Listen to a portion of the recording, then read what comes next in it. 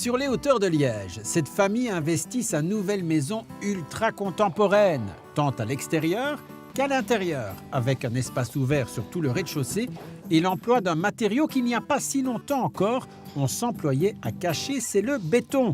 Ici, il est au plafond, sur le sol et dans l'escalier.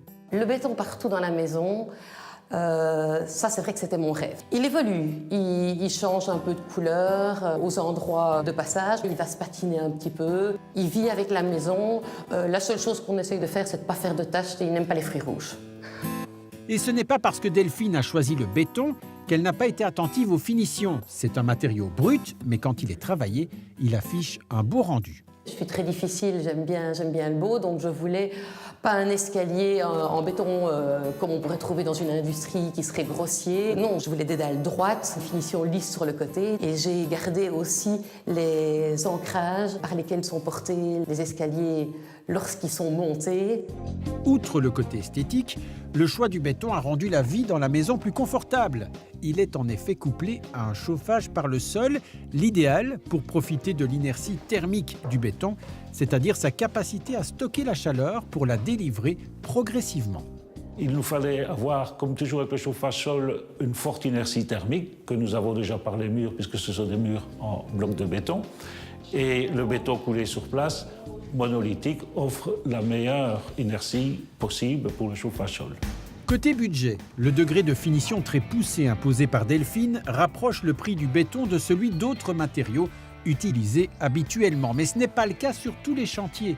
Un exemple à Bruxelles, dans cet ensemble d'appartements du fond du logement, réservé à des artistes. C'est une ancienne brasserie, rénovée totalement, à laquelle on a ajouté cet immeuble. Le béton s'est imposé assez rapidement, donc parce que c'est un bâtiment, il n'a pas une surface au sol tellement grande. La surface au sol correspond à un appartement. Le béton a permis d'éviter toute autre structure de colonnes ou poutres ou autres, en reprenant toutes les charges sur les façades. C'est également le béton qui a permis de créer cette forme très particulière avec des charges obliques.